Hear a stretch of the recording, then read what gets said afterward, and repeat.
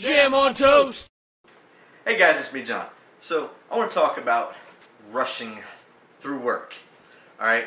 I know there's a lot of people out there that, you go in, you have to rush. Everyone thinks that everything has to be done on a time scale. I agree, but I disagree. Everything does not have to always be done on a time scale. Anything worth doing is worth doing right. If you can't do it right within a quick amount of time, then take your time and do it right. For instance, I went to go have my oil changed today. They pulled my car in. It took like 45 minutes. They finally got it in there. They were doing whatever they were doing. Then they called me back there and they told me that my drain plug had been cross-threaded. Got it. Awesome. Great find. So I told them, don't worry about it. Don't do the oil change. Put everything back together. So they say. They were trying to rush so they could get the next vehicle in. And they did not tighten my oil filter.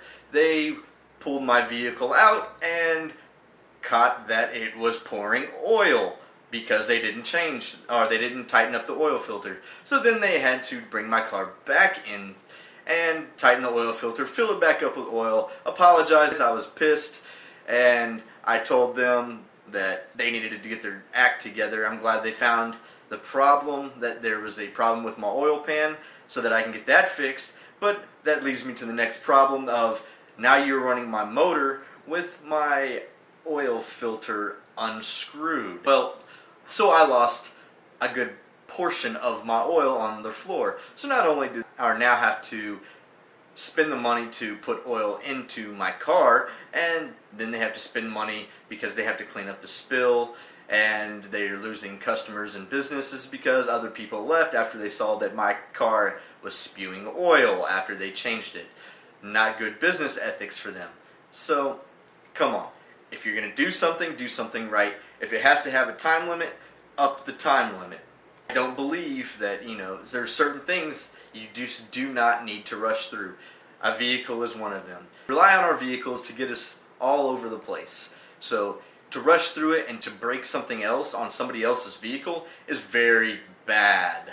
So, let's try to, not rush through everything else. Alright, now, let's talk about fetishes. Cam, I saw your thing about fetishes, and I saw everything about the pregnancy and people in fetishes.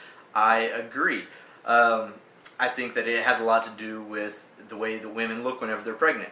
Or it's the aspect of that women are carrying another life form. It causes them to be more attractive. So, I don't know what everyone's the fetish about. I do like pregnant women. I think they have a beautiful look to them. Most pregnant women that I see are very beautiful. Whether it just be because they have a glowing effect to them, or just because that I know that they're bringing life into this planet. So, I really understand that, that people could have a fetish for a pregnant woman.